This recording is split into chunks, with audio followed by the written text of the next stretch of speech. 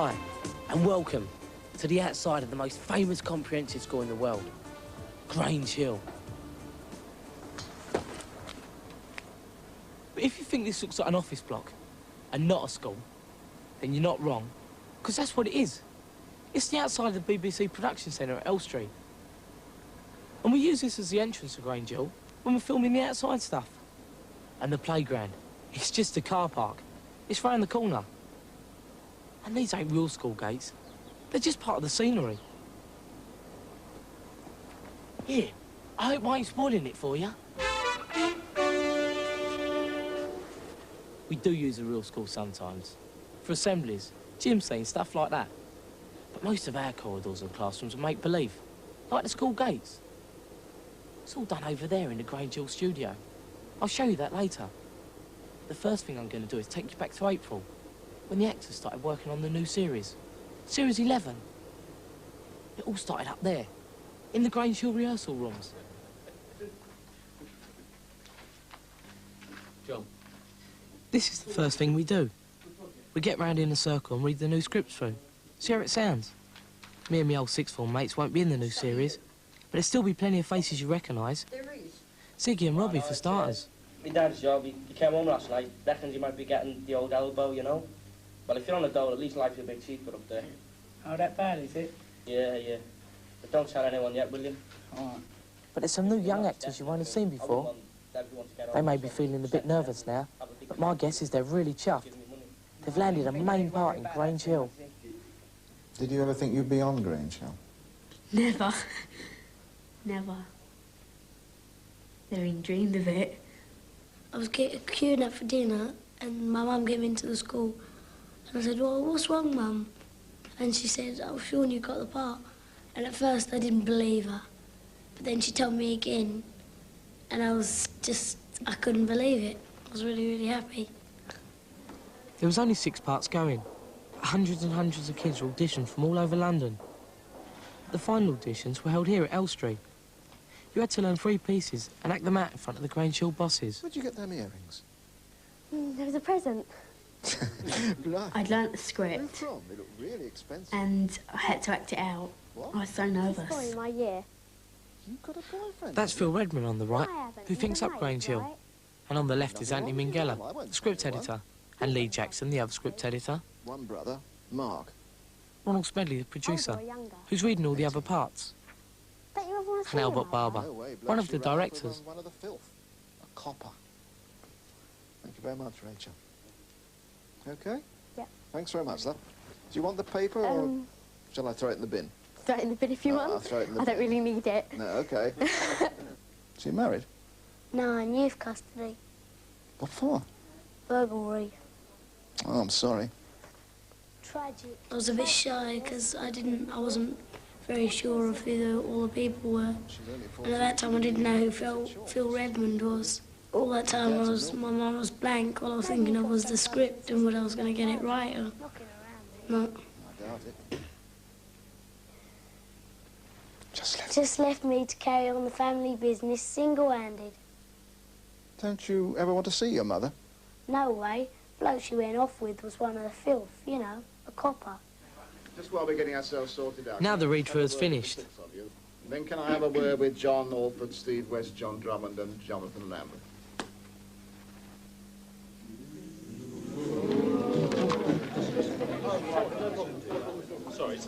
I know it'll be exciting for a bit, then it'll soon get boring, but make sure you don't run around and get under people's feet. You see, you come to a place which isn't like a school.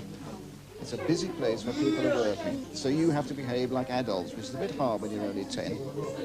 Okay? So you've got to stay with somebody the whole time, either with June or with Maureen, whoever's with you. You have to go with the chaperones everywhere you go. Like, you mustn't go anywhere without the chaperones in case you get hurt or something goes wrong. My mum's one of the chaperones. The chaperones have to look after all the actors who are under 16, all the time. It's the law. It's a difficult situation for the kids once they get older. You're nearly 16 now, aren't you? Yeah. But you still have to be chaperoned. I know. I know it's tedious because you're nearly 16, but I'm going to ask you to be very cooperative and set a terrific example to the little ones. All right, because we'll have a lot of under-12s this year, so there's going to be a lot on your shoulders. Yeah. Okay, then? Okay. And you're all going to do this football? You're not doing football, you're doing nothing football. about it. We rehearsed 2 episodes a week in this room. Afternoons only, because the kids go to school in the mornings. The sets we're going to use are marked out on the floor by coloured tape.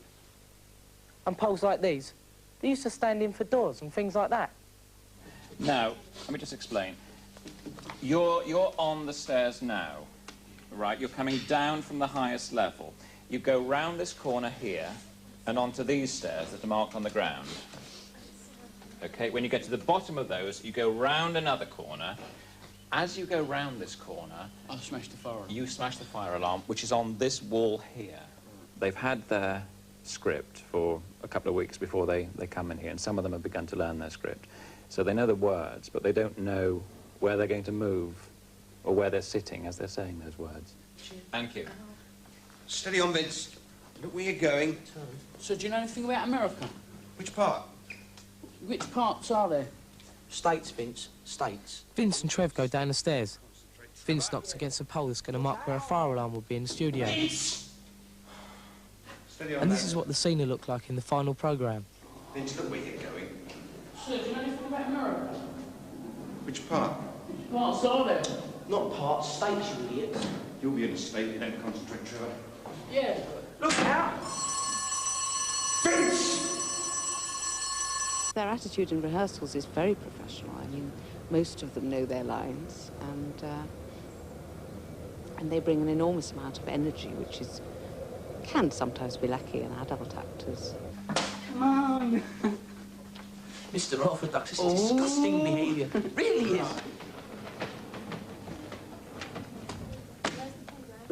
And Vince. Oh, no, we ain't got Vince. We can't do this. Oh, scene not without Vince. Oliver, we're missing Vince. Right, okay, while we're waiting for him, let's just do positions. Ziggy and Trev here. Okay, Ziggy there, Trev there, good. Robbie here, and Vince here. I've got to go. Okay. Hello, Steve. Hello, Steve. Steve, you're next to John. Hello, mate. Okay, come on. Savage! And again, John, please, from the top. You know what Div smashed the alarm, don't you? Old Dodo Davy, Mr. US of A Savage. In an emergency, break glass. Yeah, did you feel a ringing in your ears, did you, Mr. Savage? The bells! The bells! What you're moaning about, Cleaver? At least we're missing double French. Well, Mrs. Donington. Right, okay. Am I doing it in a Quasimodo? Yeah, why am I not? Yeah. I better read the script this time. Do you know what a Quasimodo impression is? Yeah. The bells! No, look at the camera away from me. This is a liberty, this is. What's your mum do? She works in the DIY shop. I've got a really boring family. What's your mum do? The bloke... Some geezer. She met some geezer last time my dad was banged up. In hospital, do you mean? No, prison. I think the new children, the younger children, are doing very well indeed. They're still working out their characters. Their characters are new to them. Some of the older children have been playing those parts for 3 years, 4 years, whatever, and they know their characters inside out. The younger children are still finding their characters. Then at the end of the week, on Friday afternoon, you run through both episodes for the producer. It's called a producer's run. It's where you go through the 2 episodes you've been doing that week. It's always on a Friday. It's where the producer and director and script editors and everyone who's in it have to be there, and we just go through everything once, the whole 2 episodes, just like we were acting out on telly. You worry about what I did about your hair? Yeah. Just don't shave it. Just leave it like that. That's fine. Oh, just right. so that the difference between the shaved bit and your own hair at the top isn't too. I thought you meant... Just leave it. That's lovely. Yeah, I thought you meant cut it all off, because I was going to cut it all off. All right, good afternoon, ladies and gentlemen. First of all, quiet, please. First of all, can I just remind people, some people seem to be forgetting Sony Walkmans are not to be used in the rehearsal room. Right, we'd like a very quick run, please, for the producer. Very quiet, and please be ready for your scenes when we come up to them. it's like a show, the first night of a show, because it's the one thing you've got to get it right first time, and that's it, because the producer's there. And everyone's quiet, it's dead quiet, and you've got to do it. It's like actually being filmed, because you've got to get it right, really. I mean, because you're watching and you're doing it, and this is like a dress rehearsal of what you're going to do on the day when you're filming. It's exactly what you're going to be doing. So it is a little bit more tense. Very quiet, please. And cue. You weren't in there, Mauler. You weren't in there, Mauler. You weren't in there, Mauler. I saw him go in there. I can't concentrate without silence, please. Absolute quiet. You weren't in there, Mauler. Just a minute, start again. Okay, and stop moving around, please. Just keep still until you're needed. And cue. You weren't in there, Mauler. I saw him go in there with my own eyes. Must have slipped out again. Are you sure? The room was empty. I feel the performances in producers' runs are always very forced. It's almost like performing for one's parents, or aiming to do well rather than just relaxing and doing it. I know it's necessary, but I do find it a very strained atmosphere and rather tense. I'm sure the children enjoy it, but I can't cope with it at all. I don't intend to keep you out here any longer. File back to your classes quietly, starting with the first years. First, let's move. And cue. No second line, didn't you? Old Dodo Daydream, Mr. US/A Savage over there. In case of emergency. Break Yeah. glass. You feel a ringing in your ears, eh, Mr. Sub? I don't know what you're moaning about, Cleaver. At least the missing double French. Thank you. Going on to 723 in the biology lab, Mrs. Reagan, G1 and N1. When we've run the episodes through, we go out for a cup of tea, while the producer, the director and the script editor talk about what they've seen. This is a very difficult scene to play for Trev. The bells, unless the other two boys help him. See, at the moment, George and John are just standing there because they're so cross because they've only got one line in this episode. They're just standing there doing absolutely nothing like posts. So poor John's got nothing to work with. That's right. So all three boys have got to be giggly. Even if they've got nothing to say, they've got to be giggly, so that the bells comes into just the same sort of giggly mood. Otherwise, poor old Trev's going to look a total lemon. Now it's time to stop rehearsing and start recording.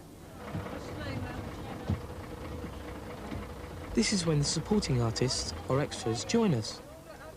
We've got 106 extras. Some of them go to stage schools, but most of them go to ordinary schools like I did. All of the extras are under 16, so just like the principals, they can only work a certain number of days a year. They're not allowed to go to Ulster on their own, and they have to stay with the chaperones all day.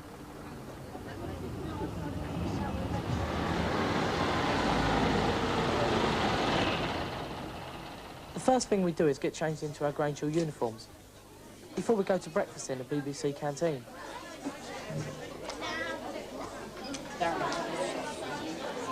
Shut up, John. Shut up, John.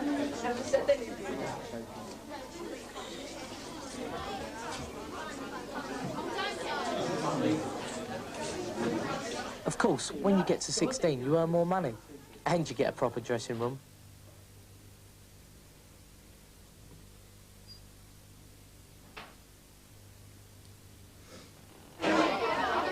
After breakfast, the under-16s go to what's called the green room, and the chaperones sort everybody out for a day's work. That's my mum.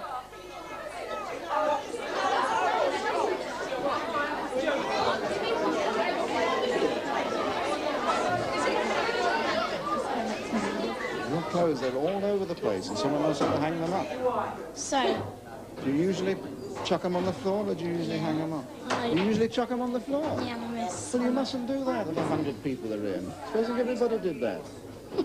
No, you mustn't laugh. You must hang your clothes up. This is a busy time for the chaperones. Have you had any special training to be chaperones?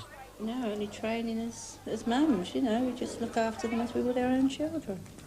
So the training is experience, really? Yes, exactly. So the majority of them treat us as chaperones like their mums. And with respect. And with respect. Yeah. Which is quite nice. Because they're suppressed such a lot, I mean, they're even tutoring or in studio where they're really kept under. So if they're with us, probably more than their parents when they're working on here. So we really have all got to get into, you know, to a certain extent, really, haven't we? Yeah. People in G1, put your hands up. I want you to go through into reception. Now this is to stop, listen! This is to stop a bottleneck. Are you still listening at the back? This is the first scene of the day, which is supposed to be outside the school. Vince has set off the fire alarm, so the whole school has been turned out. Or at least as much as 106 extras and 26 principals can make it look like a whole school.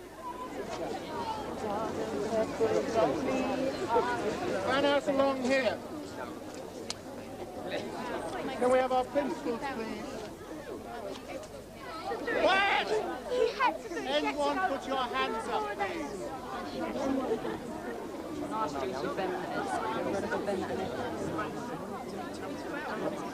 Now, the director is in the control room, and that's his voice you can hear, talking to Ken, the production manager. Now, Ken, would you break the front row up just a little bit, please? The girls on the left could come forward, 2 or 3. Just bring them a little bit closer, so they're not all standing in a row. What's it like to be an extra?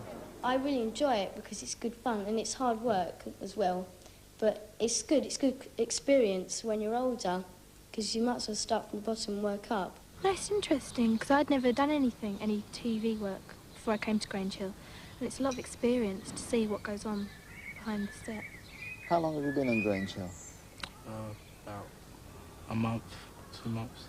Not very long. Quite a short time. Yeah. Is it like you expected it would be? No. I thought it would be more exciting, but it's still good. It's a lot of fun. What did you think would be more exciting? The actual filming, like, you know, more jumping about and everything. So what is it, if it's not? It's basically talking to your friend, walking past the principals and doing quite a lot of things. Cooking sometimes, if you're lucky. I've been doing it for a long time, so... How long? 3 years now. 3 years you've been an extra. Yeah. So some people might think you get very bored by Yeah, now. some people say, don't you get bored of it? And I say no. Because I've liked doing Grange Hill, that's why I've carried on. Today was a false alarm, which is just as well, because if there'd been an actual fire, some of you wouldn't be here to tell the tale. Do people sometimes think you're a real head teacher under people? Yes, very often. Very often. In fact, I've even had real headmasters invite me to their schools to see how it compares with my own. I very often get asked what I think about teachers' pay and the recent bout of strikes. And so what do you say? Well, I do try to point out to people that actually I'm an actress, and the political side of Mrs. McCluskey is never referred to in Grange Hill, and therefore I know nothing about it whatsoever. How many? You do have to be patient, but you can't help mucking about sometimes. George! Any more trouble and we're going to have a lot of unpleasantness during this season. All right, so I expect somebody of your calibre to actually behave slightly better when we've got a lot of people out here. All right? All right, good. Come on. Any more trouble and you'll be off. Now come forward. Yeah, okay. Do the boys give you more trouble than the girls? No, I think there's totally different. The boys are more boisterous, and the girls are different in their own way. You know, we know the boys are there and they're driving you mad, but the girls probably doing it equally as bad, but quietly in the corner. Quietly, without... Till we find them doing it. But that's if they're doing anything bad. The boys seem to sort of treat us like their mums, more so than the girls. Why do you think that is? I don't know, really. Perhaps it's because we had more. We're telling the boys off more so than the girls. They're trying they keep to cuddling sort us of... to get around us. Sorry, boy. So they keep cuddling us to get To get around round us. I can honestly say out of the older boys, I think they've got a lot of respect. And if you talk to them nicely, you do get it back. You really get do. respect back. If you show respect to the children, you get the respect back. They respect you. Look at John. Look at him. Brooks, Nelson. In television, you have to be very precise. If you're not standing in exactly the right spot, the camera can't see you. Can we get into position, please? Hold that chalk a minute. Okay, please, on your cues. You all go in as before on this side. George, I don't want George to move. Stupid boy. Good, Callie. John Drummond out. Move out. Callie, move to her left. Can you go to your left, please? And Tina as well. That's it. John, right. Right, okay, that's fine. Now, when the extras leave, they must be completely quiet. Right. Okay, they can look through their chatting, but they must be quiet. They must This remind me time, chat. I don't want any sound at all from anybody as they're going up towards the school. I want absolute silence from everybody, please. Shot 108, take one. Okay, here we go, and action. General action. 108, 3 minutes. Thank you, the boys. You know who broke the alarm, don't you? Miss, sorry. Right. Cut! Start these quickly before this rain starts getting any heavier. Okay, here we go. Quiet, please. 108, take 2. And general action. Thank you, the boys. You know who set the alarm off, don't you? Oh, Dodo Davy, Mr. US of A Savage. In case of emergency. Smash glass. Did you feel a ringing in your ears, Mr. Savage? Yeah. Listen. The bill! The bill! I don't know what you're moaning about, Cleaver. At least we're missing double French. Come on, Dozy. It's all right, mate. It's all right. We'll buy that. Everything worked very nicely. Stop recording and we'll move inside again. Thank you.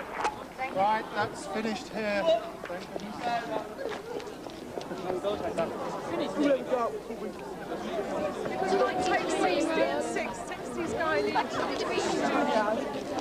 back into the green room. All back into the green room. We're not in the studio yet. This is a real classroom, not a make-believe one. If you're under 16, you have to spend half a day in one of these classrooms doing what's called tutoring. Ian's a senior tutor. He makes sure everyone brings in the work they'd have to be doing at school.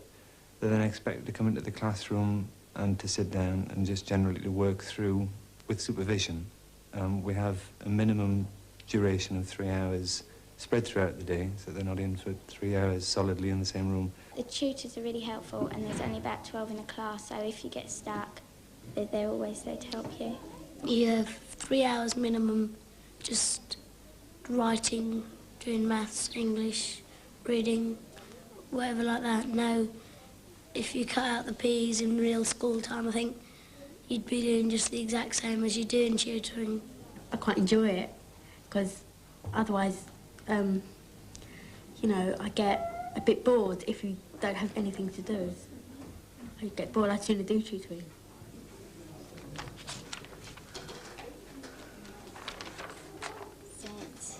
Eight, 9, 10. I used to absolutely hate it. That was the only thing I didn't like about filming, I think.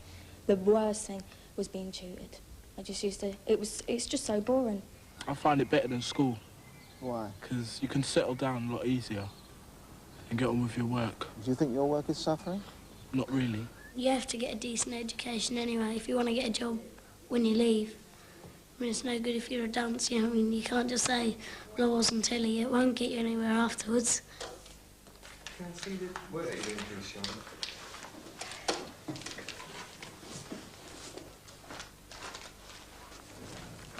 This is a story about America, isn't it? Mm. Can you sit down? No. How do you get on with Ian? Well, he's like sort of the head of them, and he's the strictest, but they really need someone strict, because if they had no one strict, if someone was naughty, they'd have no one to send them to. It's like the headmaster, really. Sometimes it's all right and we can have a joke and that, but like, once someone goes over the top or does something wrong, then I don't think you want to get the wrong side of Ian. How do you get on with Ian, the tutor? Fine. Funny enough, he's my favourite tutor. He's my favourite tutor. I like him because he's strict. When you go in his classroom and you don't really feel like doing a lot of work, he makes you do a lot of work. And he don't really let you talk. You know, he just says, get on with your work. I mean, some of the time you can't even whisper. Do you mind being unpopular? Not at all. I think if I was a teacher who was upset by being disliked, then I wouldn't be able to do my job. You wouldn't be able to do this job, or wouldn't be able to be a teacher? Wouldn't be able to be a teacher. I think it's one thing that you must accept, that the children may dislike you for some of the time, but that changes. But he helps you with your work a lot. But my favourite tutor is Joe. Right, now you've got to say what you are. Right. My name is John Drummond, MP for Billericay East. I think I should stay in a balloon because, one, I can help to run the government. John Alford is nearly 16, so he's in his 5th year now at his real school, which is called Ackland Burley in North London. I stopped after 3 teachers' job because I knew the message was going to be the same. You're very, very much down on all your coursework, correct? Yeah, I'm a lot behind. You're a lot behind. Being totally honest, do you think you could catch up in time for next Christmas when we enter pupils for the exam? So you're saying no? Yeah. Okay. I can take that. I hope you can as well. What I don't want you doing is seeing me perhaps outside in a few years' time and say, why didn't you make me do this, Brankin? You know, why didn't you push me harder? Because I'm having to do these exams now if I want to get anywhere.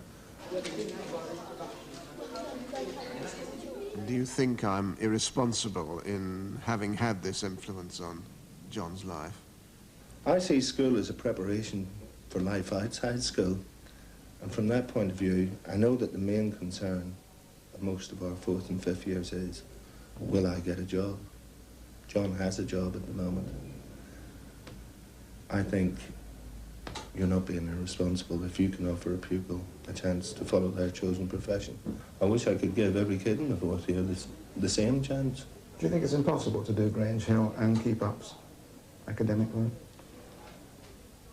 I think you have to be a very special type of youngster. And it's not an easy thing to ask of someone of John's age, to have that maturity, to have that foresight. I would say it's not impossible, but I don't think that is possible for John. And I don't think, just from my own views on the cast, that it would be possible for a large number of those kids at Grange Hill. You've left school now, haven't you? Yeah. How did you cope with your schoolwork and Grange Hill at the same time? Well, I thought I'd done very well. Any time I wasn't at Grange Hill, I was always at school doing my work, and I came out with, I think, 3 O-levels and a CSE, and I'm sure if I hadn't have been doing Grange Hill, I might have come out with less. Because in the end I got 6 O-levels, which was surprising. I think what it was, you come to Grange Hill, you get into a routine of coming to Grange Hill, and you also enjoy Grange Hill a lot more than school. I always did. I enjoyed it a lot more. And so then you go back to school, and it's a lot more boring, and you've got to sit down, you've got to work. My schoolwork dropped quite a lot. It just went slowly downhill. I think you can always go back to your education. Once you finish Grange Hill, I mean, I can go back and take some more O-levels if I wanted. I can go on and do A-levels. But, I mean, you get too old for Grange Hill. I mean, if I hadn't got it 3 years ago, I would never have really got a part, I don't think. I think in acting you don't really need examinations, you know. And if a director or whatever likes you, he's not going to turn you down because you haven't got an A-level, is he? That's the way I look at it. You know, take me for what I am, not how clever I am. Academically wise, you're suffering, but I think you're learning other things. I mean, you're getting to know lots of people, you're working in the sort of professional atmosphere. It must help, yeah, adult atmosphere. It must help. Now, this is a Grange Hill studio. It may look like a real school. I wish you could come round to my house. It's okay, I understand. Look, when my dad arrives, I'll ask him if he'd mind giving you a lift home. Will ya? Of course. But it isn't. I wish you could come round to my house. It's okay, I understand. Look, when my dad arrives, I'll ask him if he'd mind giving you a lift home. Will ya? Of course.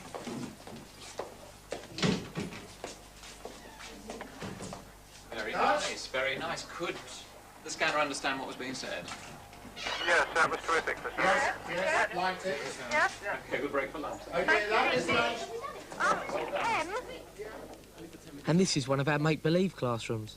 3 walls and no ceiling. And that's our one and only corridor. There on the left. Okay. Here we go then. Jeff's... Yeah, further left, please. Jeff's now happy. Wish I was. 153, take one. From the top, John. I'm getting that right over there. And action. Well, he should be back by now, then. Yeah, no, Clavery's probably skiving. Yeah, well, he better be back by the end of the lesson.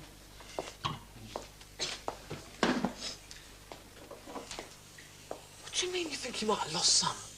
I was gridiron, wasn't I? He fell out of my hands. But that means some won't get the reminder slips. Just don't blame me. Blame that McCullough kid. Some needs look a bit sorry for themselves. Well, I'm just going to wait till you get gridiron then, eh? Just see how many lads you can take on. Stop. Yeah, hold it there, please. I'd like to read you the last shot of George. We'll just do the last shot of George, please, in that. If you say his last line, but if you say it not so loudly. Okay, see, you don't say it so loudly. We'll Don't want Miss Booth to hear it. We don't want Miss Booth to hear it, so we'll pick it up from some of this lot look pretty disgusting. We'll pick up for 155. Here we go. Quiet, please. Shh. And cue. John. Now here's a bit of make-believe you will recognise. Mr. Bronson's wig. I think that they are, in the main, completely unspoiled. It is interesting for me to work with them. It is a very great pleasure to come to work every day. They are not children, as far as I'm concerned. They are just a bunch of actors, or we are a bunch of actors, working together. And I thoroughly enjoy it. Right, you ready? Okay. Right. Bronson taking shape. Now, you can tell everybody why I'm allowed to do this bit. You're allowed to do this so that it feels comfortable and you know exactly the position. It just feels, it's like putting a hat on in a way. It's Mr. Bronson? No, it's not. No, it's not. Right. Glasses. Right. Blue pencil in place. And there is Mr. Bronson. Ready. Oh, I do love it. Here's Simon helping the director set up a quite difficult shot. I think it developed from something like that.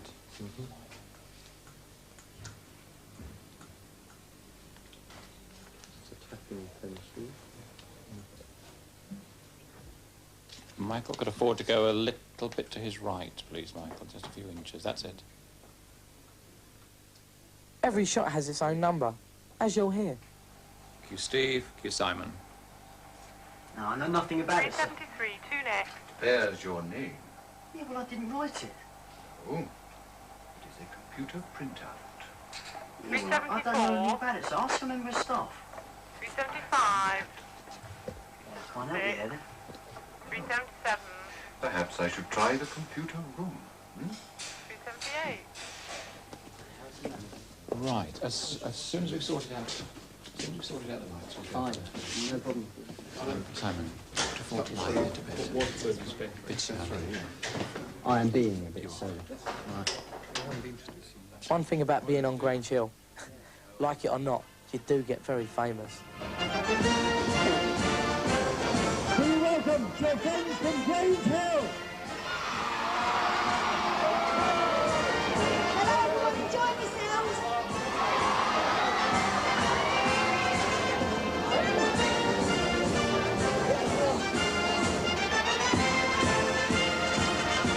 There's me.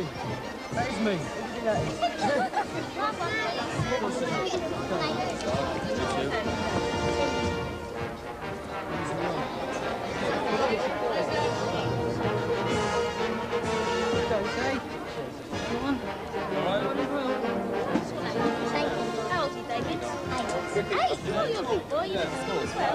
I never sort of see myself as famous. I just sort of, I mean, you just sort of go out in the street and you see kids and they say, you're off Grange Hill, oh, can I have your autograph, whatever.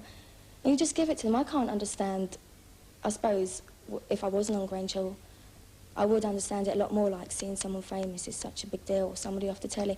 Now I can't. I just can't understand why they run over and want your autograph and want your pictures. It doesn't sink in at all. You just give it to them and smile. I know they recognise me, but I don't say anything. I just sit there and try and keep quiet and try and look. Like if I'm on a bus or something, I say, thank you, like whispering.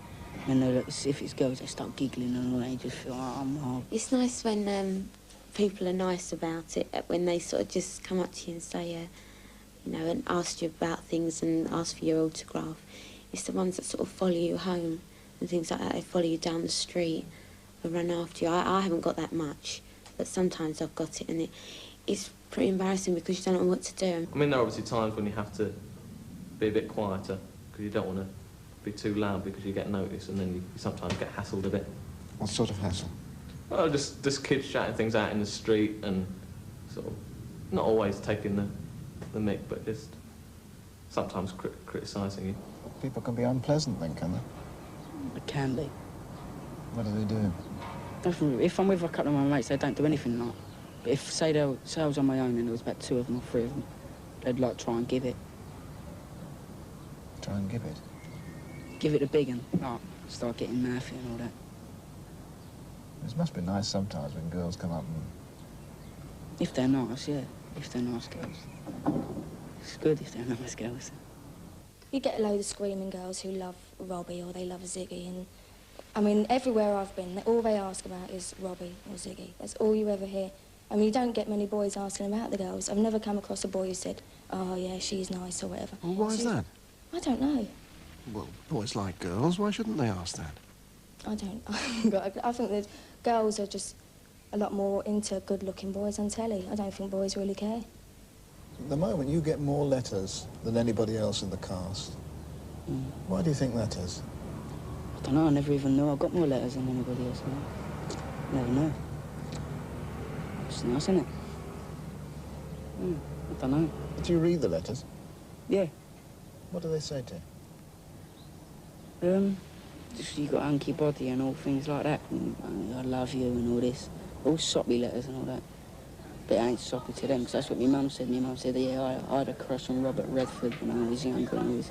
So you're a sort of Robert Redford, are you? No. Putting words into my mouth. But this on top of my wardrobe in a big box. Read them in a few years. Your fan letters are all on top of your wardrobe? Yeah, like in a big hi-fi box. Just got them, read a few, put them in there.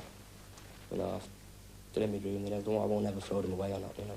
Normally the people who send letters are sort of trying to be nice to you. They sort of say, you know, they like the way you act. They think the way you portray your character is good. Those sort of things. Don't get a lot of them. You don't get these love letters that some of the boys get? No, not a lot, no. Just the odd one or two. Can't explain it.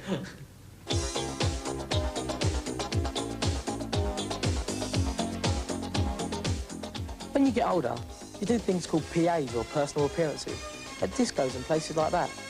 They're good fun, but you can get a bit nervous sometimes. Last night I was dreaming, I was locked in a prison cell. When I woke up, I was screaming, calling out your name. I get frightened. I never go on my own. I always go like, I'll take my old man with me, you know. And my uncle, because he's a minder, so he obviously goes. I go take a couple of my mates with me as well, big fellas, you know, who can handle themselves. Okay, so are you ready for Freddie? Are you ready for Freddie? Right, give him a warm round of applause. Freddie, how you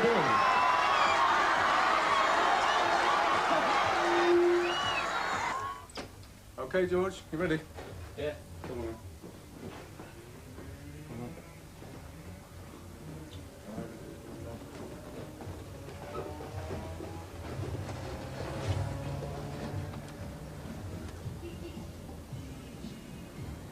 I never thought that I'd get girls screaming at me, you know what I mean? I never thought that. Just go in like, sometimes it's like being an animal in a cage, you know, all these girls screaming at you, like looking at you.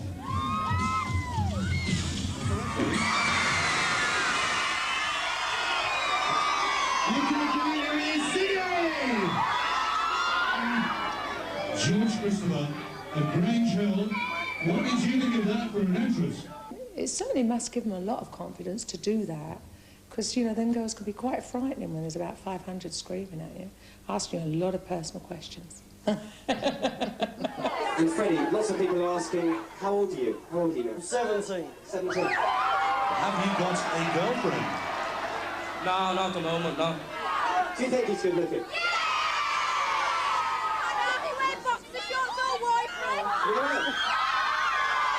No, I'm wearing a pair of boxer shorts. Boxer shorts?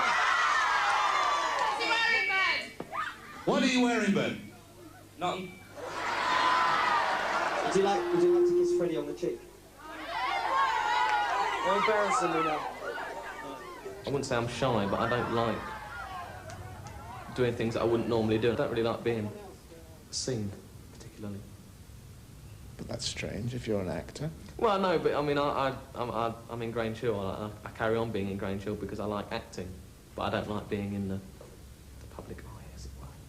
But I would have thought actors always like being in the public eye. I don't know.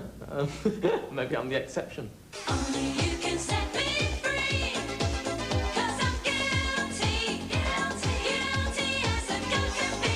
Come on, baby, can't you see? I stand accused of love in the first degree.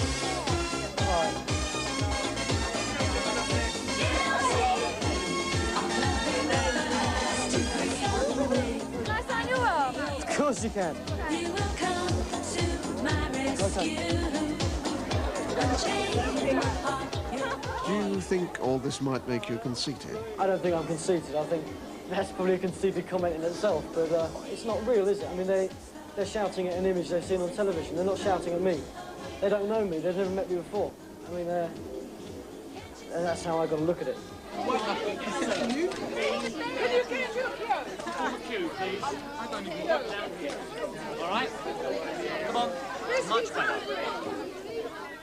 What sort of school is Grange Hill, do you think? I think it's the case that Mrs. McCluskey runs a good school, that discipline is quite tight.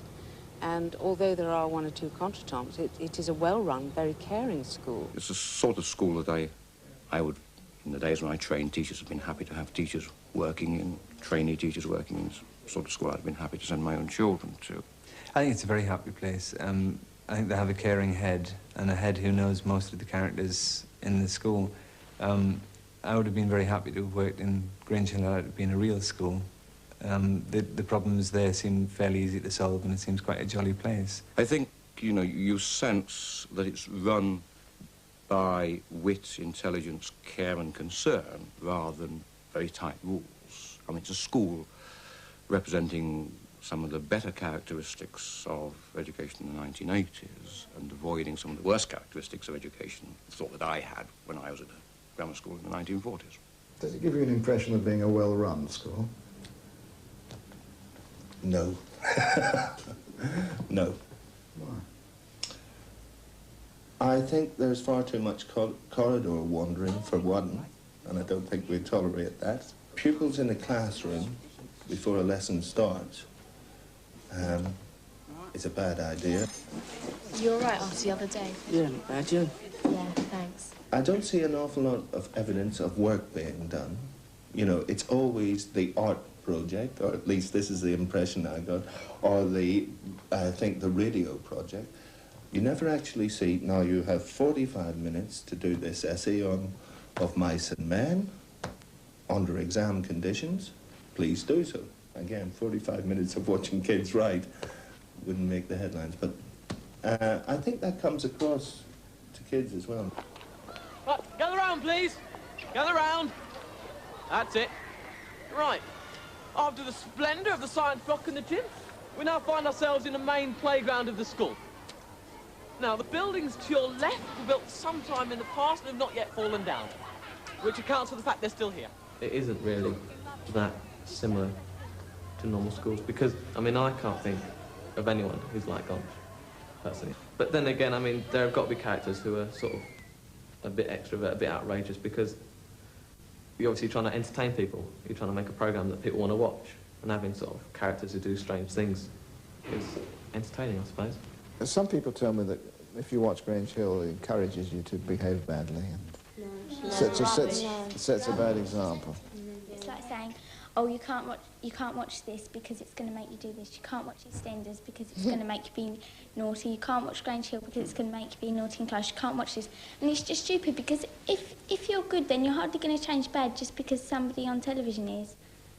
A lot of people, they don't... I think that the people who say that are mainly adults. I don't think any children say that they behave how people on the television do. I think people that are good, they won't change by watching Grange Hill because they know that Grange Hill is all acting and it's not real and that'll never happen. I've heard from friends who said that some of the things that I did in Grange Hill were sometimes copied at their schools.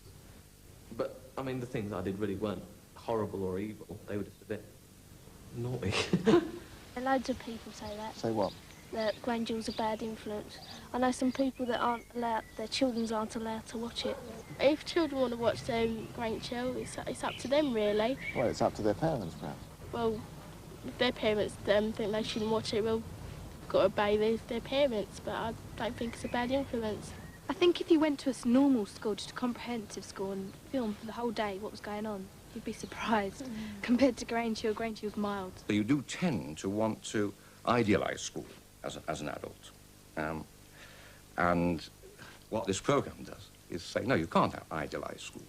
It is composed of real people with warts, real moments of anger, emotion, real moments when the harmony breaks down, when the kind of notion of a pure academy of pure learning just doesn't wash, but it never did. Do you think children, having seen Grange Hill on a Tuesday or a Friday, will come to school the next day having learned bad habits? No.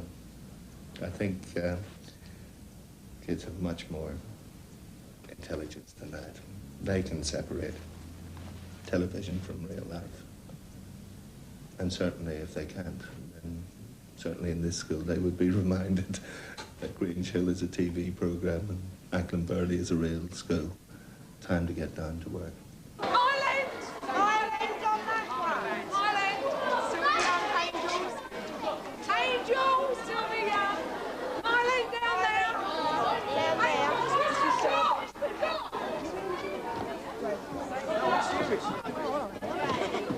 I'll see you next Tuesday, all right? See you, Joe. I'm joking. No, you're not. Have you got an ambition yet? I'd like to go into acting, I think. But other than that, I haven't really thought about it. Have you got an ambition? Well, I did have an ambition. It was to be on this. But now it's changed. I'd like to be an astronaut.